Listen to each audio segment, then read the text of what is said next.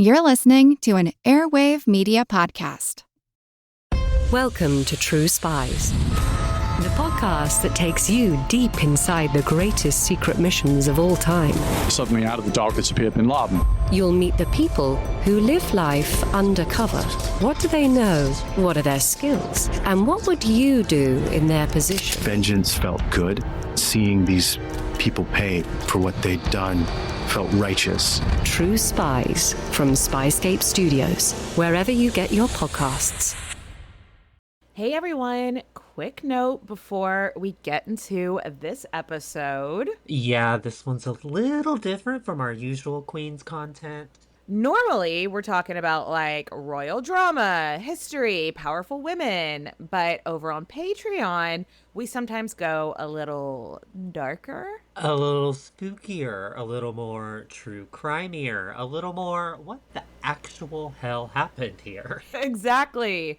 And this is the kind of bonus content we do over on Patreon. So if you're into true crime and the more unhinged stories from history, then welcome. You're going to fit right in. And if you like this episode and want more of it, that's where to find it. All right, content warning on this one. It is intense, so content warning just for everything. Yeah, and take care of yourself while listening to it. All right, let's get into it.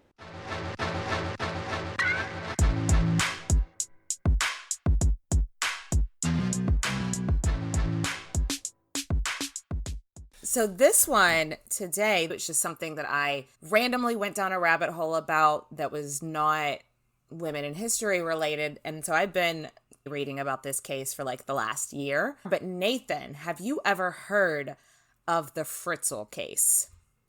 I have not, but it sounds delicious. It's not. It's horrible.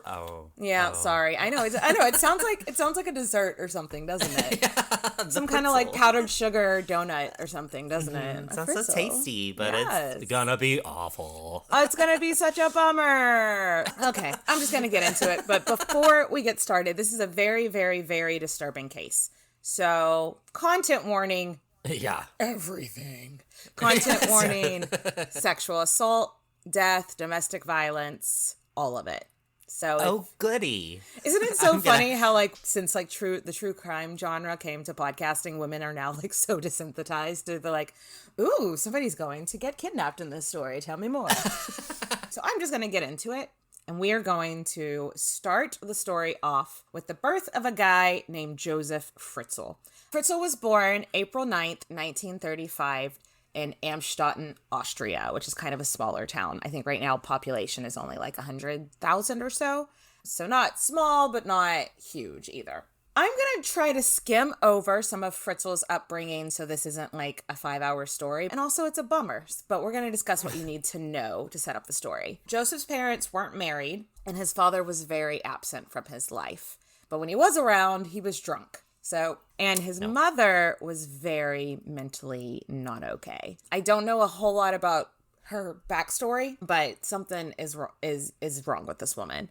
She would often be in and out of mental hospitals when Joseph was really young, and she didn't really have any family to leave him with, so he would end up in like orphanages, which an orphanage in the 30s, can you even imagine what it is? Oh, I gosh. know, in Austria in the 30s. But when she was around, his mother, Marie Fritzl, she could be a very, very cruel person, and her son really got the brunt of that. The only good thing that that I read about Maria is that she spoke out against the Nazi occupation. So it's like, oh, cool. But then she ended up in a concentration camp for 3 months. Oh my God.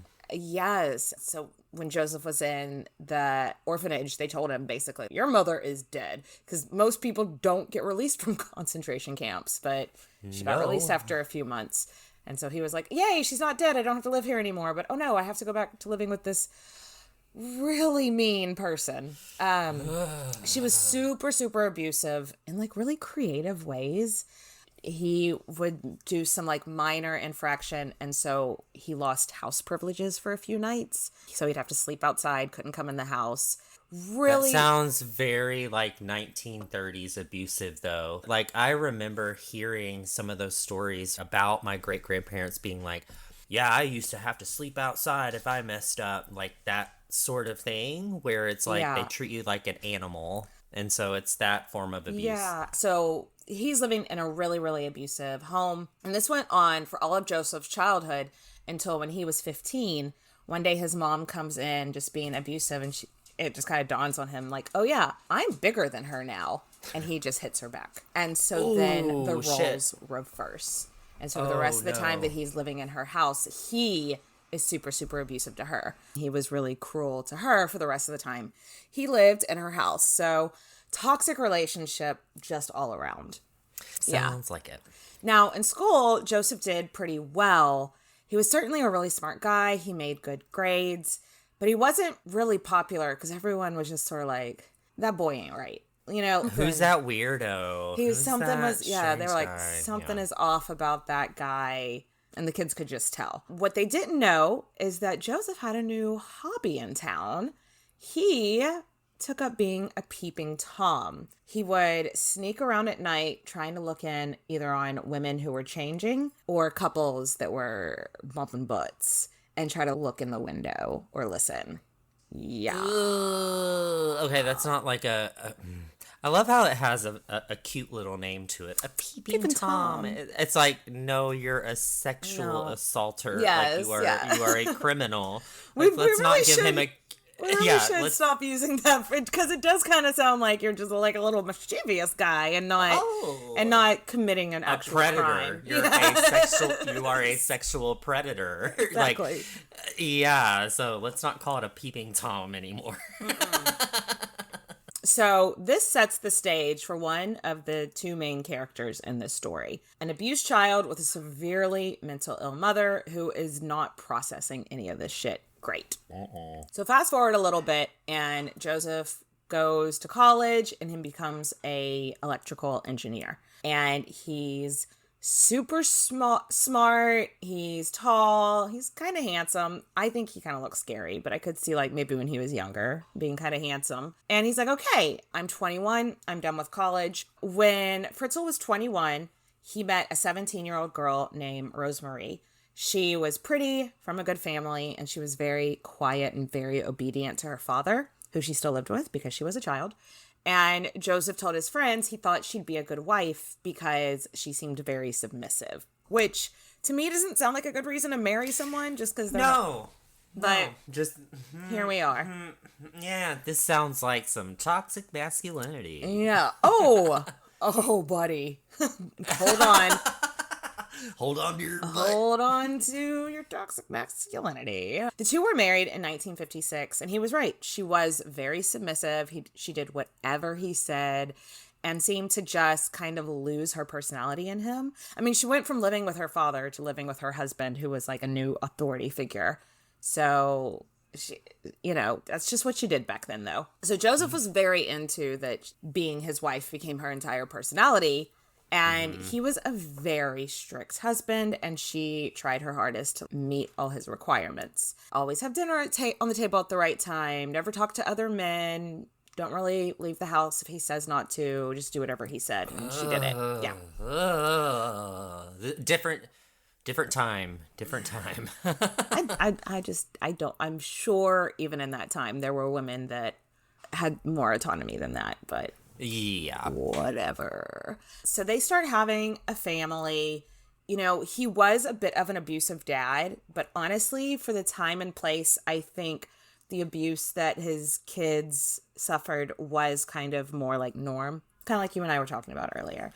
Not the things that were quite so creative that his mother did, but just like it was viewed as normal discipline back then. Yeah. And he was just really, really strict about what his kids could do, et cetera, et cetera. I mean, he's that way with his wife. Yeah. So why would he not be that way with his children? It's probably even worse with them too. Right. So the young family bought a nice house and they started working on to expand it. They add on some rooms to rent out to tenants, and they renovate the attic to be a more comfortable living space. So put a pin in that. That'll be important information for later. Fritzl has never really shook his reputation in town as just a creepy little guy, but no one could really ever put a finger on exactly what he was doing that was so creepy, and he didn't have any charges against him. I can see it because I have Googled images of him. I've actually found one of him at 16, and it's like, okay, there's a weird look Drop it behind in his the eye. chat. Drop it in the chat. I want to see it. And then there's another picture of him whenever he's like probably in his, I don't know, like 30s. I'm not sure. Okay, let's see. So that's young. Okay, young, Like, he's not nearly as super- creepy. I mean, it's not a clear picture, but he's not. But let me get you this one Okay. where you can kind of see like, ooh. So like the young photo. Yeah. Okay. The young photo you can. The middle-aged one is the one that you... Oh, God, his eyes are just... Ugh. Anyway. And now that you see the middle-aged one, and you go back to the young one, and you can kind of see the crazy behind the young one's eyes now. We'll post this all in the notes. Yeah. Okay, so like I said, though, he doesn't have anything on his permanent record. He's never been charged with anything. It's just kind of everyone's like, the vibe is off with that guy. Until in 1967, he went over a few towns from their town, and he followed a woman home, like a young woman with her baby, and saw that her husband wasn't home, and he held her at knife point and violently raped her in the same room that her child was sleeping in. What the fuck? So, of course, when it was over, the woman went to the police, and when he was brought to court, all these other women came forward about him exposing himself, him attempting rape, him being like caught a Me keeping Too Tom. movement. Yeah, like I have to wonder if like these women that were just had like the lesser things, like him exposing themselves, were like didn't feel empowered to go to the cops, or the cops exactly Yeah. because it was like, oh, whatever, he just had to pee or something, he just whipped out his dick, whatever, and it's like, no, he exposed himself to me, I'm not an idiot, I know what happened. And it wasn't taken seriously until there was an actual rape. Exactly. Now that there's charges against him, they're like, no, but for real. And what if they would have just taken the earlier lesser charges more seriously? Maybe this woman wouldn't have gotten raped by him, you know? And exactly. Joseph spent a year in jail. And what did Rosemary do? She lived in a state of delusion. His wife visited him every day and brought him food, and just acted like she didn't know what he was in there for. If she believed he was innocent, I don't know, but she just acted like this is not happening, and just went and visited him every day and just continued to be his perfect She had to wife. have known something. I also wonder if it's also part of, they have 7 kids, and she went straight from her father's house to his house. She has no education. What the fuck And does what she else do is she gonna do? without him? Yeah, what else is she gonna do? That makes sense because, You know? I mean, she's so preoccupied with all those kids that, Yeah, like, and she's already, feels like a little brainwashed to this man. You know what I mean? oh, the sound. This is just going real dark, real quick. Oh, buddy. That is your statement for this one. Is oh, buddy. Oh, buddy.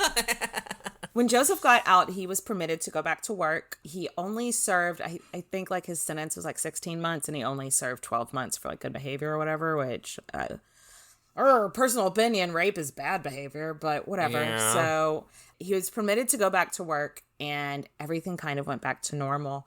But he had to be on his best behavior because the law in Austria, and I looked it up, and I believe this is still the law, whatever crime you commit, after you serve your time, your probation, your whatever, if you have a spotless record, like it's different amount of years for different crimes. For rape, if you have a spotless record for 15 years, the rape charge will be expunged completely from your record. And I believe it's still like that. So he goes home, and I believe this timeline coincides with when he started to really abuse his family, because he couldn't run the risk of taking out his fucked up tendencies out on strangers who could press charges. So he's going to take his anger, his frustration, his weird sex stuff out on his family, because they're not what the fuck are they going to do, you know? Oh my God.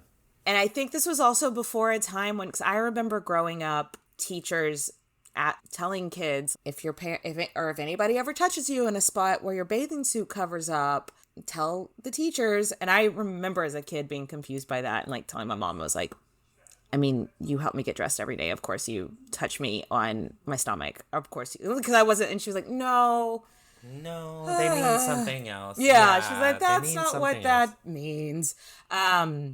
But I guess, they may have not been doing that in schools back then. So he didn't think that the kids were ever going to tell on him, and they didn't. So let's introduce the other main character in this story, his daughter, Elizabeth Fritzl. Elizabeth was the fourth child, and he believed that him and Elizabeth had some kind of special relationship. Yes.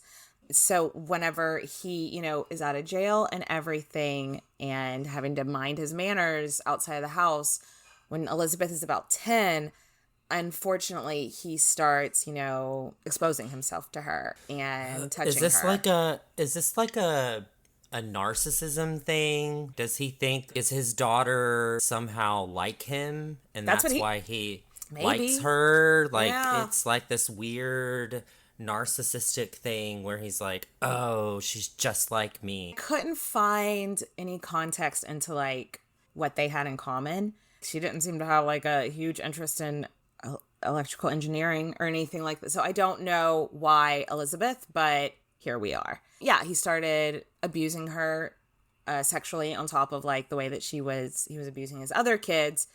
But he also took it a step further with controlling her life in a way that he didn't really worry about his other kids, about who she could hang out with outside of school. She wasn't allowed to have like extracurriculars outside of school. She wasn't really allowed to go to friends' house.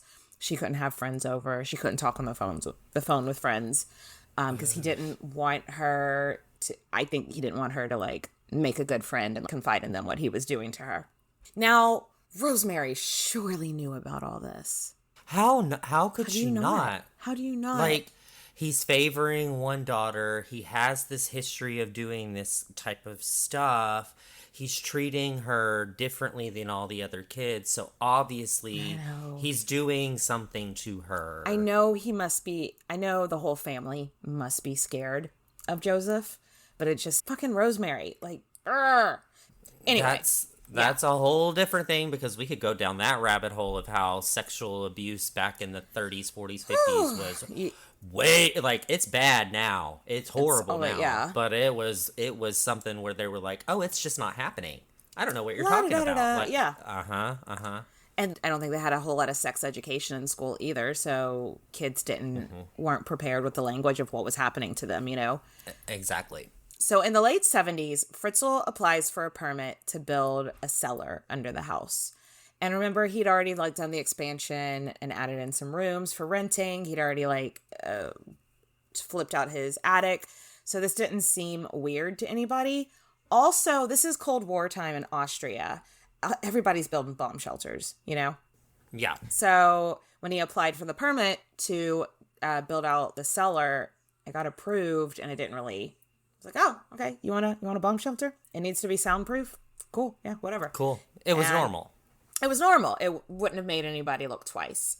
So they start construction on it, and he tells his wife, she is never supposed to go into his office. Remember, he's an engineer, and he says he needs an office to work in, and he, because he eventually wants to start his own business, and it needs to be soundproof because her and the kids are so loud. He needs a place. He's just like, I need a man cave, and I need to know you're never going to go down there and like accidentally fuck shit up. And, she's just sort of like, okay. At the same point, like, I get that you want a man cave. It's weird that you don't want me down there, but okay, I get it, I guess. Oh, he was just like, your stupid girl brain will accidentally spill coffee on my plan, engineering paperwork. Whatever. And she's just like, totally makes sense. You're building a soundproof cellar under our house that nobody besides you under any circumstances is allowed to go into. Not suspicious.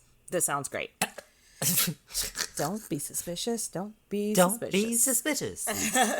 So Elizabeth is living a miserable life, and she runs away at 16, as you would, you know? Yeah, I mean, your family life is super not great. Exactly. So she heads to Vienna, but her parents obviously put out like a missing persons report on her, and she's found right away.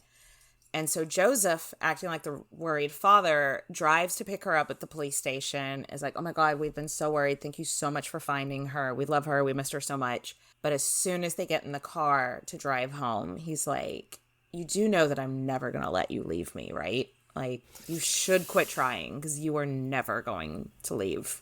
Oh, I'm always going to find you. God. Oop. Yes. Okay, fast forward about 2 more years. It's 1984. Elizabeth is 18, and she's been offered a job as a waitress in a town called Linz, which is about a 45-minute drive from where they're living. So, and she doesn't have a car. So she's like making plans with who she knows in Linz that she can move out with, who she can, get her own place. So obviously, she is just like free at last, free at last. It's not a glamorous job. She's being a waitress, but oh my God, she's going to have her own money and she's not going to live with her psycho father anymore. Hallelujah. Win. Yeah. She is so fucking excited. So one day, it's a little bit before her new job starts. She's got some downtime in between when she gets the job offer and starts talking about moving and when she actually does. So one day, Joseph is complaining about he has this door that he needs to hook up, put on the hinges on the cellar downstairs. He can't do it himself. Elizabeth, come help me with this. So she goes down into the cellar with him, where none of the family has been yet. They get the door on the hinges. Elizabeth turns to go back upstairs. Joseph takes a rag with chloroform on it that he had in his pocket, puts it over Elizabeth's face, and she blacks out. He puts her on the other side of that door in the cellar that he just installed and locks the door, and Elizabeth does not leave that cellar again for another 24 years. All right, y'all can't see my face. My jaw is on the floor. You just got chloroformed by your father, locked in a cellar that is soundproof, that nobody can hear you scream, and you're locked in there for 24 years? That was 1984. She got out in 2008. What the fuck? Yeah.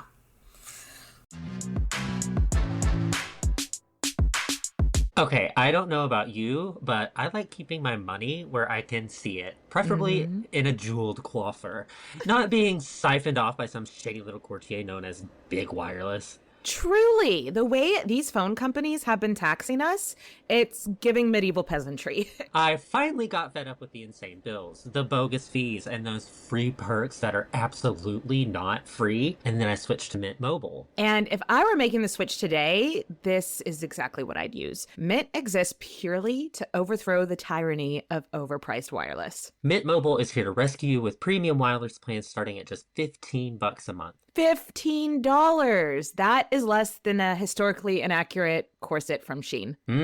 You still get high-speed data, unlimited talk and text, all delivered on the nation's largest 5G network. So you can scroll, text, and Google, did this queen actually do that? At full speed. Plus, you can bring your own phone number, activate with an eSIM in minutes, and start saving money immediately. No contracts, no nonsense, no court intrigue.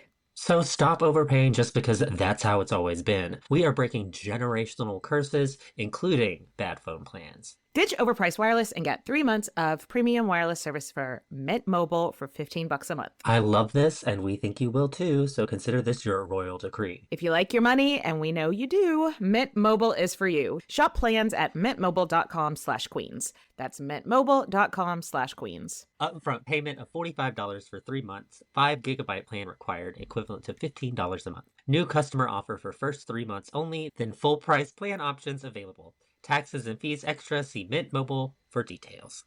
Imagine this is you, bundled up, walking through a European Christmas market, mulled wine in hand, surrounded by centuries of history. And this is the important part, someone there can actually explain what you're looking at. Finally, because nothing humbles me more than standing in front of a 5-year-old building and being like, wow, old. Exactly. That's why we are very into this. Chase History Tours is doing a 10-day Christmas market and history tour through France, Germany, and Austria. This is not your chaotic group trip where you're sprinting behind a guide with a flag. It's a small group capped at just 16 people, so you're actually traveling with fellow history nerds. And during the day, you're visiting major historical sites with the expert guides. And then at night, and this is my favorite part, you're literally in the Christmas markets with the local historians, just chatting about the history of the region. That is so romantic. Like, tell me about the Holy Roman Emperor while I eat a pretzel. You'll stay in places like Nuremberg and Munich,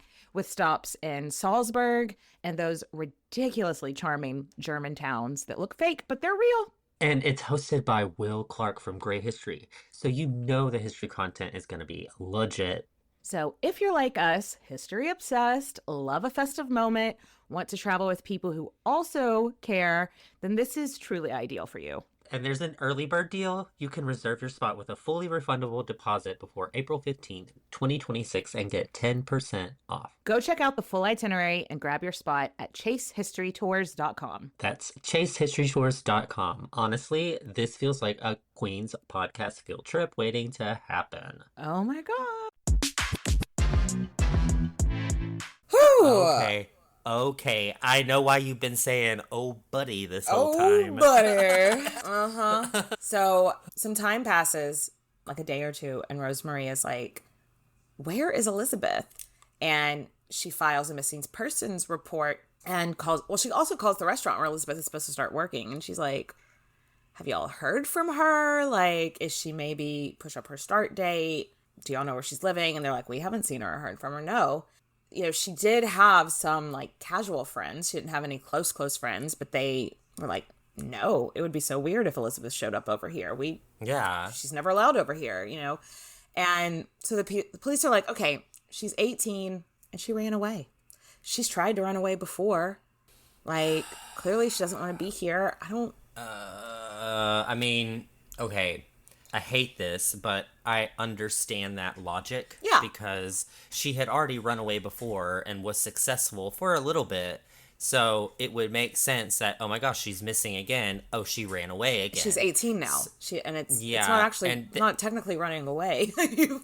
Yeah, she's an adult now, so she just left the house. Yes, yeah. But Fritzl didn't like the idea of the cops having any reason to snoop around. So he goes downstairs, gives his daughter a pen and paper, and is like, this is the situation. He has her on this really short chain on the bed, on a bed that's in there. So he has her like chained to a wall, essentially. Yeah. Or a bed. Oh my God. Yeah. And she had lost her voice from like screaming and screaming and screaming. And he's like, here are the facts.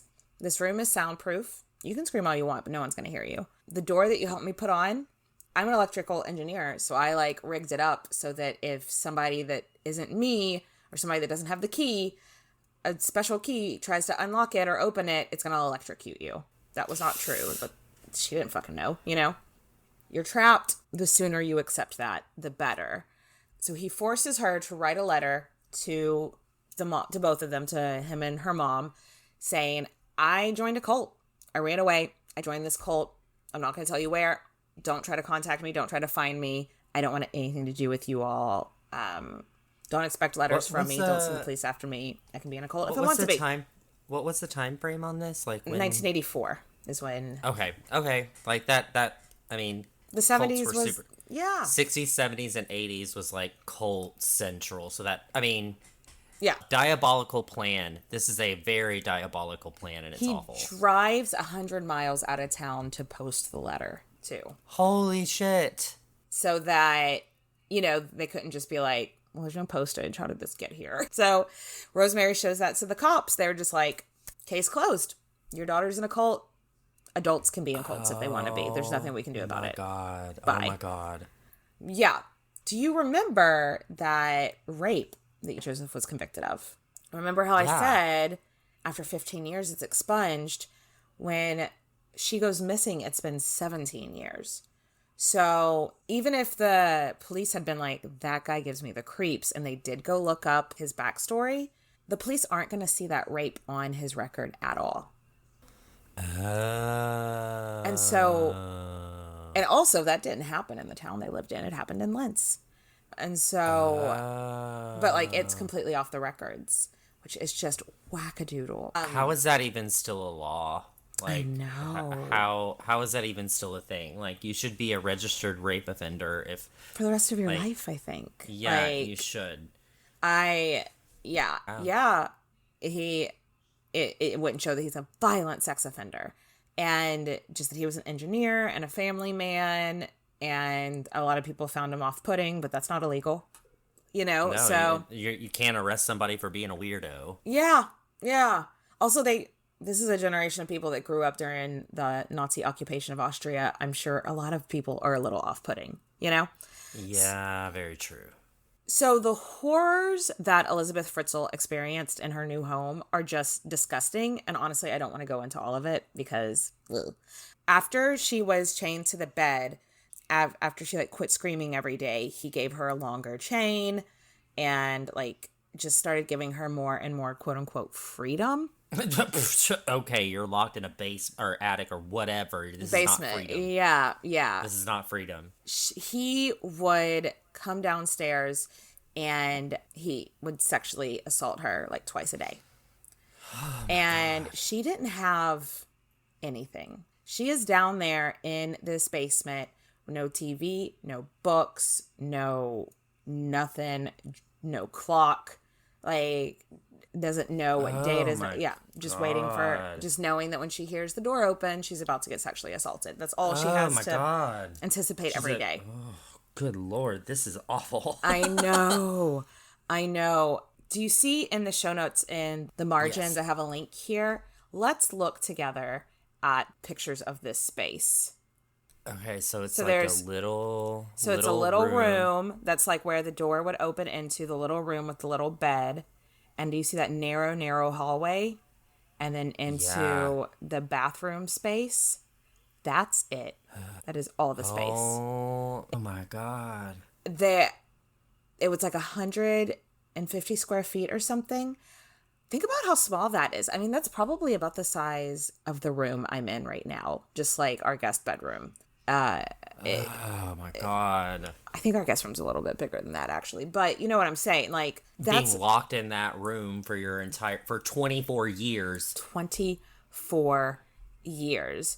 So let's discuss this space. Besides being incredibly cramped, in the summer, it was really hot and humid, and condensation would drip down the walls and cause mold. And there was no windows. And in the winter, it was freezing, and rats found their way in out of the cold. And oh my God. So she is living in this moldy, rat, cramped room with nothing.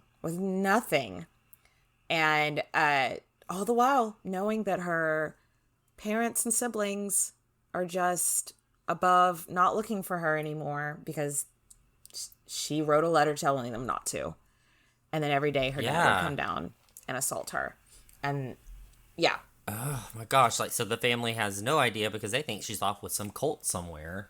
And it's no, actually, Dad's raping her in the soundproof basement. Now, the only time that he didn't come down is, him and his buddies his work buddies took these annual quote unquote work trips. So they would go to somewhere nice and sunny and cheat on their wives and stuff. So in the weeks when he was away and not coming down and assaulting her, she's also left being okay, does that mean that I'm not getting food this week? Or what if his plane crashes and he dies and no one knows I'm down here and I just starve to death? That's very true. What if Dad just randomly has a heart attack and dies and then I am stranded here and nobody knows? And I starve to death and no one knows. Yeah.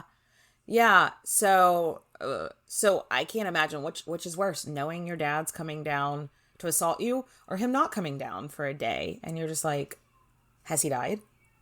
Oh my gosh, the torture. I know. And so on those days she would sometimes kill the rats to eat because she didn't fucking know. You know, like... Oh, God, poor thing. I know. That's just so, like, sad. Like, she was treated was just lesser than and, like, had to endure all... Oh, my gosh. Like, ugh. So, this is just frightening. Yeah. During the first couple of years, she had a couple of miscarriages. But in 1988, after 4 years of this, she's pregnant. And this time she's going to have the baby. And so she's like, please, please, please take me to the hospital. And he's like, nah. So he buys her a book on delivering children and gives her some towels and some scissors. Read up on it. Do it yourself. Oh, my Lord. Exactly. He makes her DIY her own childbirth. Yeah. Holy shit. Which she does. And in 1988, she has a daughter named Kirsten. And even though this isn't the ideal scenario, everything went fine. The baby was healthy. Elizabeth survived and was fine afterwards. And even though this is horrifying, it was... Let's look at a silver lining. Elizabeth has something to do now. She has some purpose. Like, it's not by herself. She has somebody to take care of. And I mean, if we have to look at a silver lining, then yes, I do see the silver lining. I'm still seeing an incestual silver lining. Oh yeah, but now she has somebody besides her father to interact with and something to help her pass the time caring for another human being. And yeah, so 2 years later, she has another child, a boy named Stefan. And against all odds, both are healthy. Honestly, it's a miracle that those two both went perfectly. Then in 1992, she's pregnant again. But this birth isn't like the others. She has a baby named Lisa who is born with birth defects. I think she had some kind of like heart issue. And the baby screams and screams and screams and screams. And Joseph is like, okay, two things are going to happen here. Either this baby is going to stop nonstop screaming and somehow somebody is going to hear it, or the baby dies and I'm going to have to deal with a dead body. I don't know what to do here. And so he comes up with a plan to have Elizabeth write a letter being like, hey mom, the cult won't this is my baby. The cult won't let me have this baby. I think it needs a doctor, and leave the baby on the doorstep with the note and like the bassinet. Oh, wow. This guy is something else in terms of creativity. It's like the creativity that his mom used to abuse him, he used to abuse his family. Double time. And so, and of course, Rosemary is like, oh my God, of course. Like, she's still worried about, where's my kid, you know? And so, of course, she's going to take this child. Any mother would. Any mother would. Like, if you were the mother of a child who had a child and was like, I can't take care of this baby, you would be like, okay. Yeah. So she's like, of course I'm going to take this child, and of course I'm going to take this child to the doctor right now. So they get to the doctor, and the doctor is like, when was this baby born? And so Rosemary's like, I don't know. And tells him, the doctor, like, the scenario. So the doctor is like, this is weird. I feel like I have to tell the police this is going on, which I feel like is a completely logical next step. So the police start sending out a social worker to go check them out every few weeks just to make sure everything's normal. But what the social worker sees is two upper middle class grandparents with a nice house, with plenty of space, where they can afford the family. This kid is going to have like cousins that are about her age. And Fritzl is building an above ground pool now that they have a kid in the house again. And never mind the soundproof basement in the bottom of the house. Well, again, like, since his record is expunged, they have no reason to be overly critical. And because since so many people were applying for like permits to build bomb shelters and stuff, it's also wouldn't be any red flag that they've done all these expansions to their house and stuff. So yeah, the social worker's like, I don't see any reason for concern. They go out, 5 or 6 times. They're like, there's nothing weird here. Nothing's wrong. Don't see anything wrong here. Yeah. Yup. So skip ahead a little bit, and it's a lot of the same over the next few years. All in all, she has 7 children. Okay, so how does that work in a little tiny basement? 3 stay downstairs with her. Kirsten, Stefan, and a baby Felix. And 2 more were brought upstairs with the same scenario, baby in the basket with a note. Hey, can't take care of this one either. And oh, wow. And so the ones that live upstairs are Lisa, Monica, and Alexander. And Joseph starts referring to his 2 families as his upstairs and downstairs families. What kind And that's of what's so sick. fucked up is he starts believing that his downstairs family is a family the same way his upstairs one is, it's not. They're all your family because you're an incestuous bastard who rapes his own child. Yes, but the ones in the downstairs family can't do, or just what the upstairs family. But he has it in his mind of like, how is it different? I'm taking care of both of my families. I'm feeding both of my families. I'm looking after the health of both of my families. Yeah. And also having the kids upstairs and the downstairs kids made it a lot less weird when he suddenly had a trash with diapers in it, you know? Because if he had trash with diapers in it, if there were no kids in the upstairs, it's like, where's that? Why do you have diapers? You know? Where's that coming from? Yeah. And so now it was able to cover it up. Now that was, like I said, there were 7 children that she gave birth to.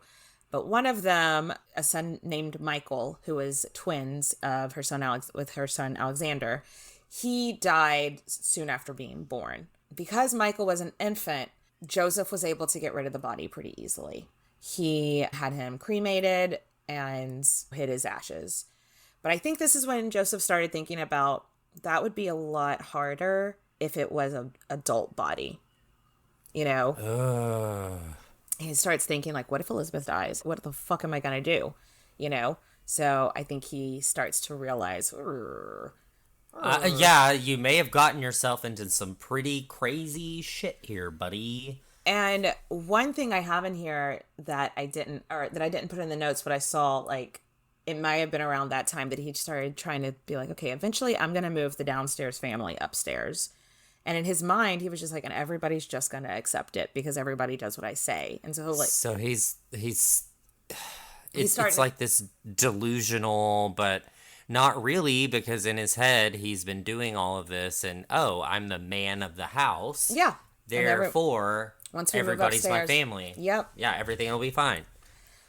When the second child that was left at the doorstep, Monica, was surrendered to her grandparents with the note and everything, local press got wind of it this time. Like, I guess the doctors told somebody that worked at a local newspaper, and everyone was like, that is wild. And a second daughter now. So what cult is this daughter in? Is it a sex cult? Like, what's happening to her? So obviously the public is like, what the hell's going on? Right. Yeah. A story of a local mother who joined a cult and sent her kids to live with her parents. Multiple times pregnant, babies left on the doorstep. But no one's heard from her, actually. No one's talked to her.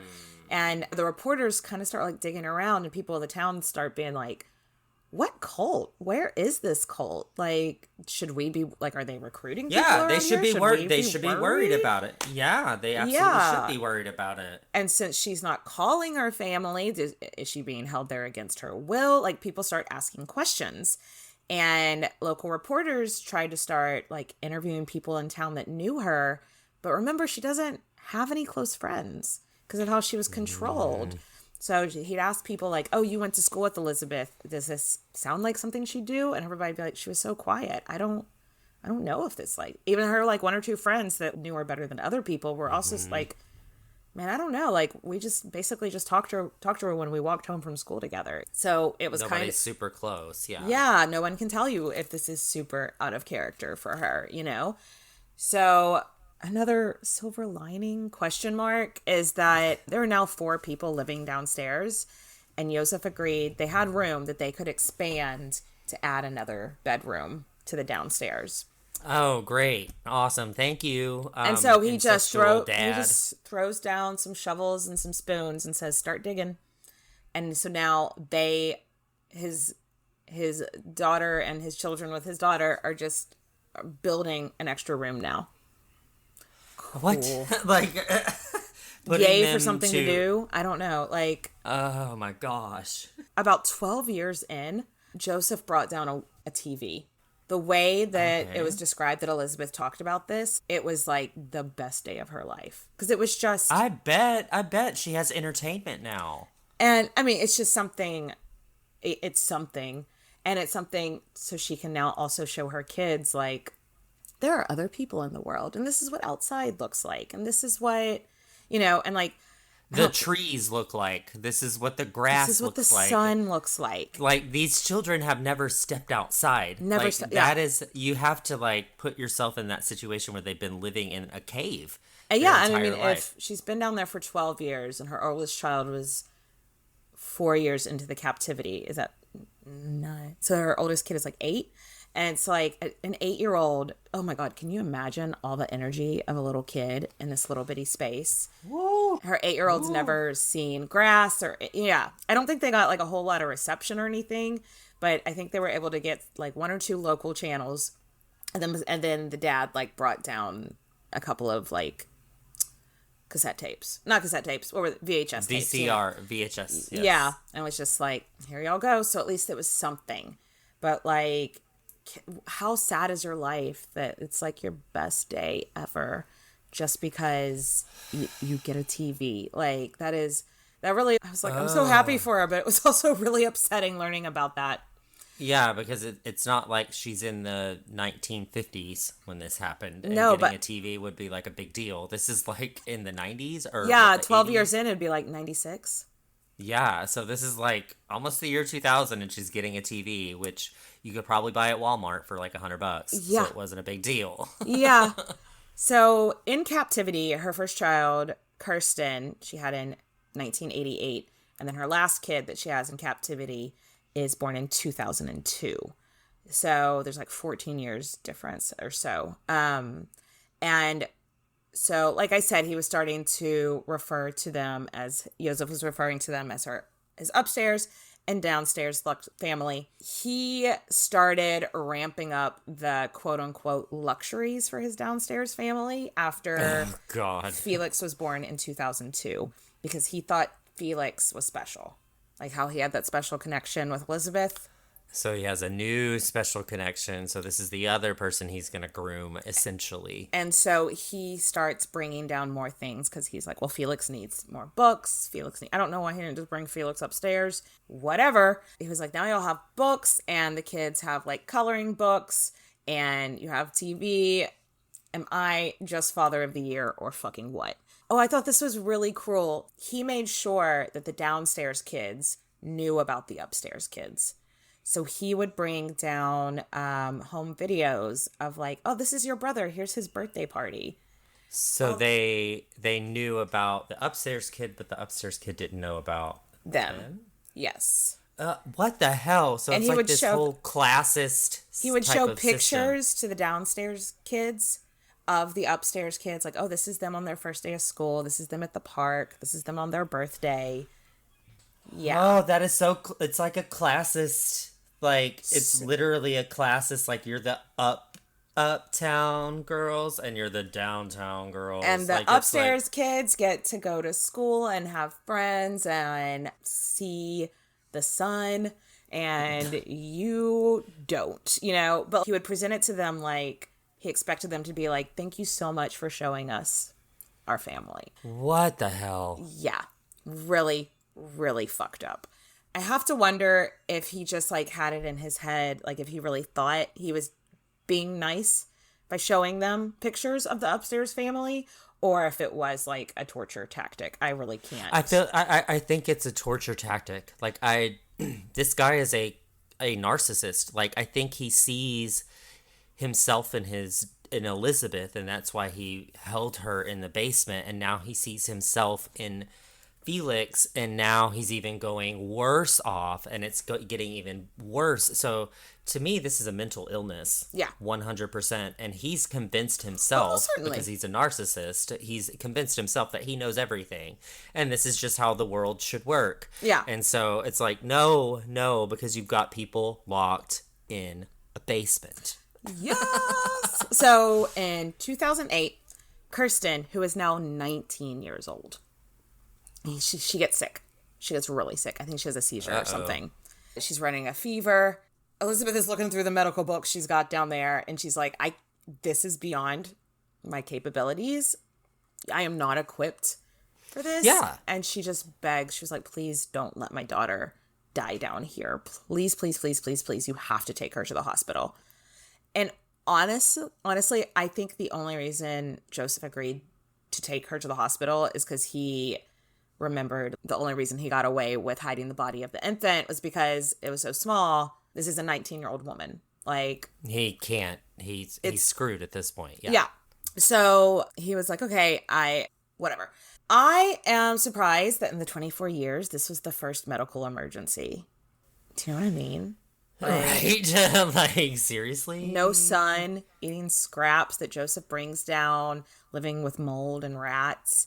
I am really actually surprised that no one had gotten really sick like this in a really long time. But well, they are emotionally sick, but physically, somehow they're all surviving, not thriving. But so Kirsten is on death's door, and Joseph tells her, like, okay, you're gonna write a letter being like, hey, I'm the cult lady. This is my daughter. She was at the cult with me, but she's really sick.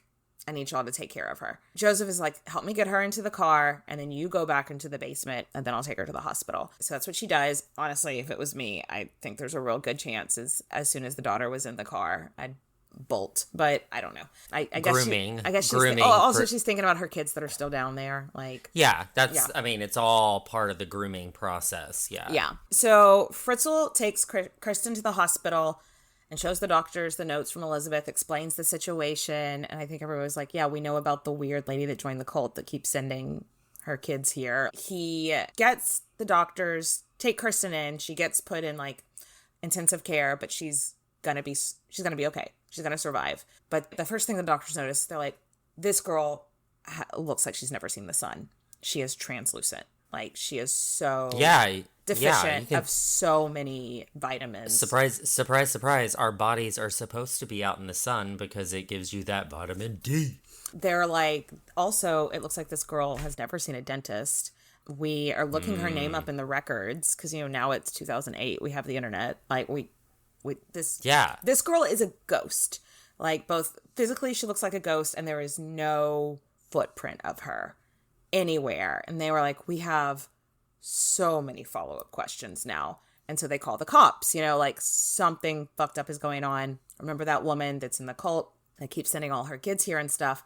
Well, this is her adult child who is here, who is obviously abused. We need to find this woman. We need to find their cult. There might be other people there that are being abused. Yeah, and so obviously. They go on the news. They show Elizabeth's picture from the 80s. And it's like, this is the woman we're looking for. We think she might be endangering children. We think she's part of a group that is endangering people. We really, really need her to come forward so we can save lives. We need everybody to be on the lookout for her, blah, blah, blah. Elizabeth is watching this all on the TV. What? Oh my gosh, she's got a TV. You're right. So good, so good, so good. New spring arrivals are at Nordstrom Rack stores now. Get ready to save big with up to 60% off Rag & Bone, Marc Jacobs, Free People, and more. How did I not know Rack has Adidas? Because there's always something new. Join the Nordy Club to unlock exclusive discounts, shop new arrivals first, and more. Plus, buy online and pick up at your favorite Rack store for free. Great brands, great prices. That's why you Rack. Oh my gosh. And she's like, oh shit, I'm not just the downstairs family. I'm a fucking captive. Can you imagine seeing your own picture from your upstairs days? Like, and they're blaming they're blaming you for being a negligent mother, and you're like, wait a second, hold up, bitch. that was some people thought that was the narrative, and some people were like, maybe she's being held captive or something, like by this cult. And it's like, oh, you're so close, so close. She's just so close. Not the cult, but her dad. Right. And so, she is just freaking out. It looks like her daughter's going to be okay, but she's freaking out. And I think Josef at this point is sweating. Like, should be. Sure, his records have been expunged, but the internet exists now. And I bet there's some sleuths. There's some sleuths could do some digging and find newspapers in the archives from that 1967 assault. They could then find his records that he's expanded his house. Hey. You know what I would hate? Katie, is to get the Queen's sleuths on anybody. Like, to sick the Queen's sleuths on the world. It would be like, oh my God, world domination. We've got our own cult. Nathan, I think if either of us ever went missing, they would find us. Yeah, they would. You nerds are wonderful, and we love you. And we love it. Yes, I love a good sleuth. I sleuth I sleuth and sleep. I sleuth and sleep all the time. My friend the other day went on one date with a guy, and she's just not an internet. She's not a social media person.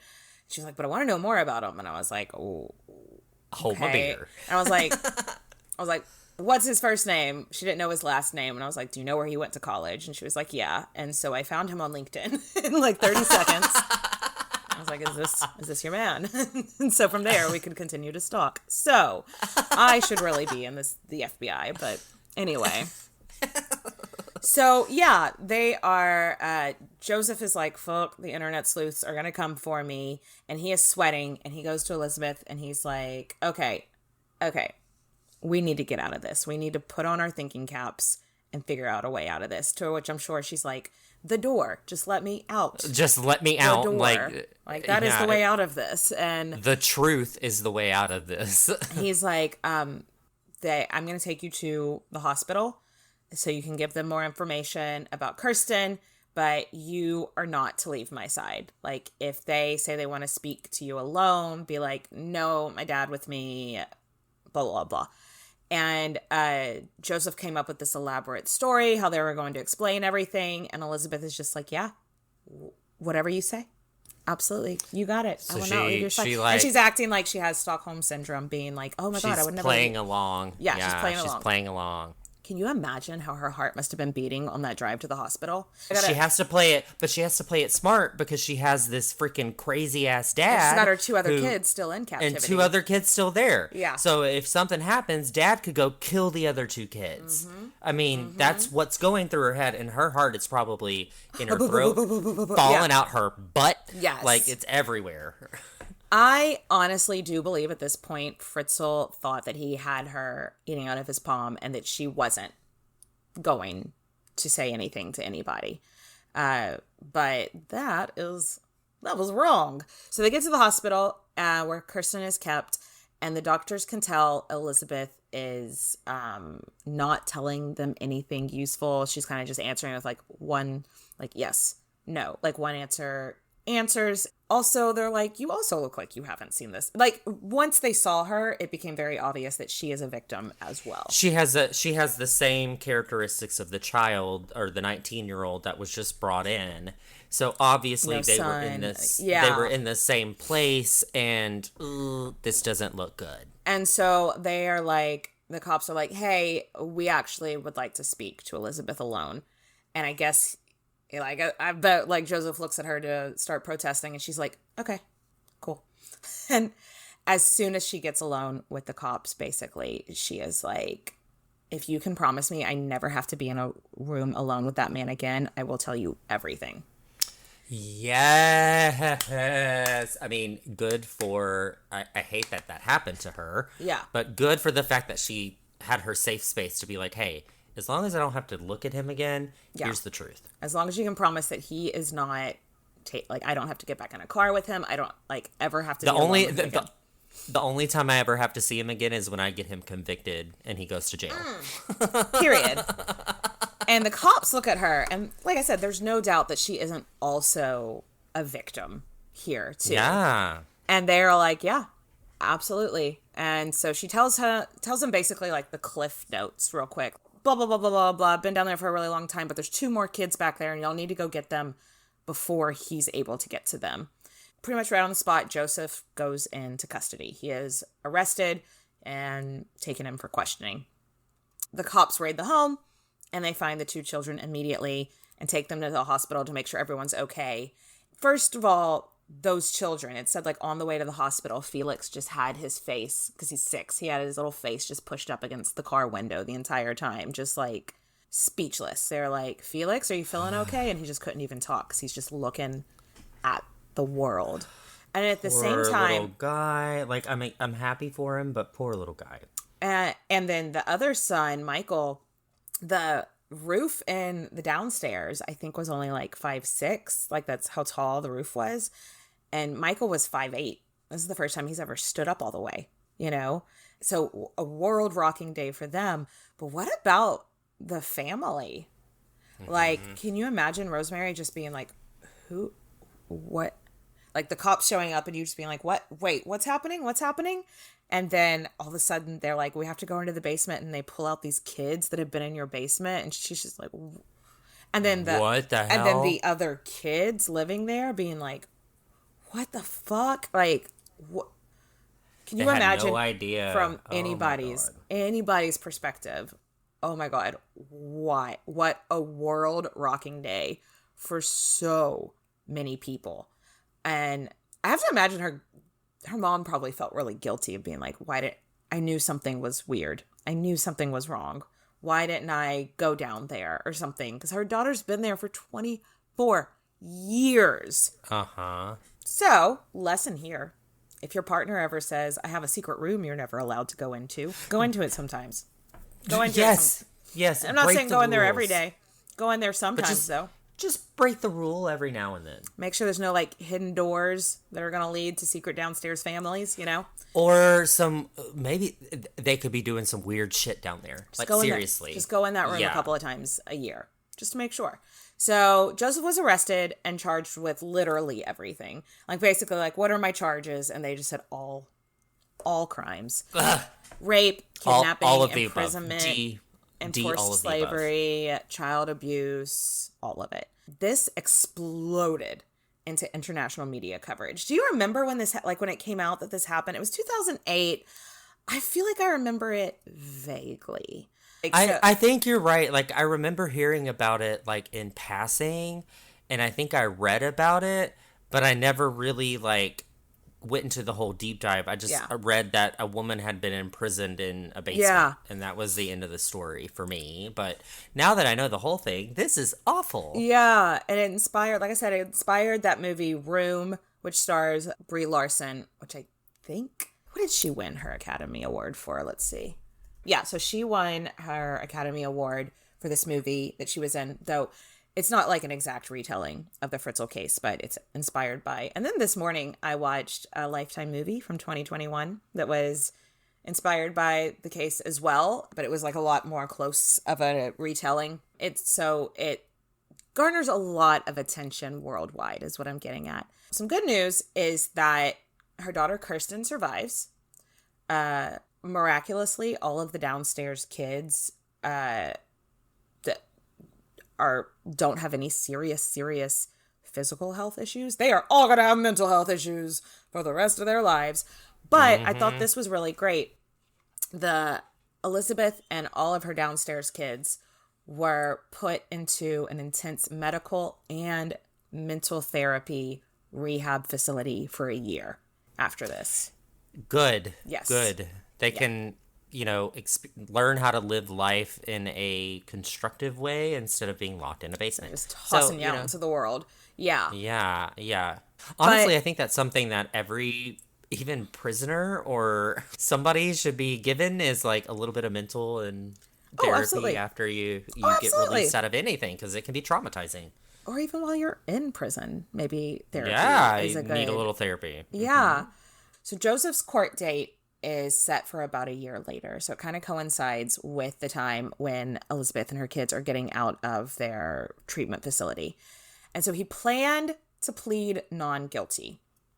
And he was going to say that he locked his daughter up to save her from herself. Like she was... Oh, okay, little buddy. Okay, little buddy. Like he's like, I thought she was going to get into sex work. And so I locked her up to save her from herself. And I was like, okay, no one was going to fucking buy this. But that was his story. And he was going to stick to it. And I don't really know how he planned to explain the babies. And then she just got pregnant. I don't know how that happened. Anyway, so during this time, it wasn't part of his statement, but he did tell a court-mandated therapist that he believed that he was, quote unquote, born to rape. That some people are just born with the rape gene. And actually, he did society a favor by only taking it out on his daughter over this last 24 years. I have no words. No words. That's good. It'd be weird if you were like, yeah, that tracks. Yeah. I'm glad you have no words. Sir. I mean, those are my words. Like, no. Sir. Like, what are you talking about? Oh my God. At Fritzl's day in court, they told Elizabeth she did not have to actually show up to testify. They video recorded her testimony, which was 11 hours long. And wow. They showed it to the jurors and, bits and pieces. A couple of jurors started crying. A couple of jurors were like, I kind of don't want to hear anymore. It's making me so uncomfortable. So when it comes to the day for like actually like Fritzl putting in his pleading guilty or not guilty, Elizabeth didn't want to show up, but she had to see. Curiosity was getting the best of her. She wanted to see how he planned to plead. So she put on a disguise. She has on a wig, thick glasses, but as soon as Fritzl was let into the courtroom, he looked right at her and knew it was her. And creepy. But because of this, he changed his plea. He changed his plea to guilty. I guess when he just like finally saw her in there, he was like, okay. So he has a conscience apparently now that he's in trouble. So the bar is in hell. Yes. He was declared guilty. Life in prison. He is in prison right now. They had to put him in solitary confinement for like the first year because of how much abuse he was getting from the other prisoners. I mean, that's very common in the prison setting, at least in men's prisons, is that if you committed any sort of sexual crime, you're a target. And on top of that, if you committed a sexual crime against your own child, you have to remember that the men in prison are usually selling drugs or doing things to support their children. Mm-hmm. So then when they see a man raping their child, they don't take kindly to that. Yeah. So he was getting so abused that he had to be in solitary confinement. So he is still in jail. As of this recording, he is still in jail, though the first possibility of him being able to get parole would happen this year. I'm holding my breath because he better not get out. As of recording right now, I couldn't find anything to support that he might get released. So Good, because this is awful. Right. And he not only took the life of he didn't kill his child Elizabeth, but he took her life. He took her life. He took her life, and yes. he took the life of her children. Like, they never were able to grow up outside playing with other kids. Mm-hmm. He stole their life. So that is, in a sense, like an emotional murder, if you will. Yes, absolutely. All right, so we are going to bring it back to something I said at the top of the story. Do you remember how we discussed how horrible Joseph's mom was, right? And we discussed that early on, after they bought their home, he expanded the attic and turned the attic into a living space, right? Okay. What he told one of the officials in prison was that when his mom was old and couldn't take care of herself anymore, she came to him and he put her in the attic chained to the bed. And What? And left her without food for days, left her to like piss the bed for days. And he knew no one would come looking for her because she didn't have any friends or any other family and no one liked her. And so that's where he got the idea for this. The cops went and like they could never find anything. I mean, the attic had obviously been renovated to where a person could live in there, but they never like, I don't think that it's ever been 100% concluded that that was true. But they also are like, we're not 100% sure, but that it's fake because he did it to his children. So of course, like that's one thing with like any sort of serial killer, serial rapist or anything like that is usually the crime starts with somebody that they're close to. And in this case, we have family members. They're all family members. Yeah. So it just makes sense to me that we have this son who chained his mother up because he hated her and there was this negative relationship and left her to die. So he didn't have any negative feelings towards leaving his daughter in the basement because he was actually feeding her and going down there and referring to them as a family. It was almost like a trial run. Yeah, exactly. Oh my God, why aren't we FBI agents? Oh my God, I know. FBI, if you're looking for somebody, we're here. We're here. To wrap it all up, where is Elizabeth now? The answer is we don't know. She had originally planned to write a book and do a tell-all, but she got so much media attention that it just freaked her the fuck out. She said specifically from the English-speaking media. So I don't know if that's like Lifetime making movies about her. Probably. Or also like British media. British like tabloids are horrendous. But all it took was like seeing her, a paparazzi picture of herself once, and she was like, no, I can't live with this. Because of the laws in Austria, since she said, no, I don't want to be a public figure, it's actually like illegal to print pictures of her now. So you're going to be really hard pressed. Yeah. You're going to be really hard pressed. That's actually a nice rule. Yeah. You're not going to be able to really find any pictures of her or her kids, who today would range in age from 36 to 22.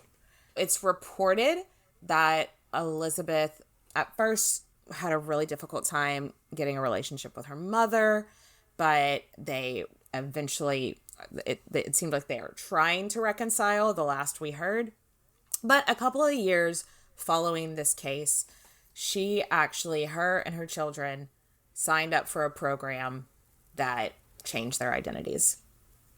Good for them. So they are different people. And all the press was told by whatever government agency does this is that they were put in X village and that they live in a colorful house. So good for them. I hope they live wonderful lives full of sunshine and grass and going to the park and swimming pools in X village in their colorful house.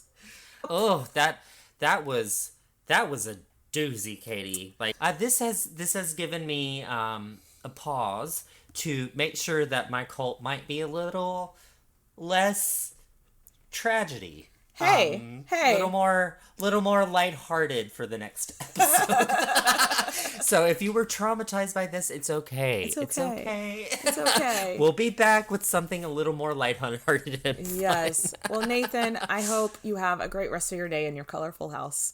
In Village X. Cheers, bitches. Bye.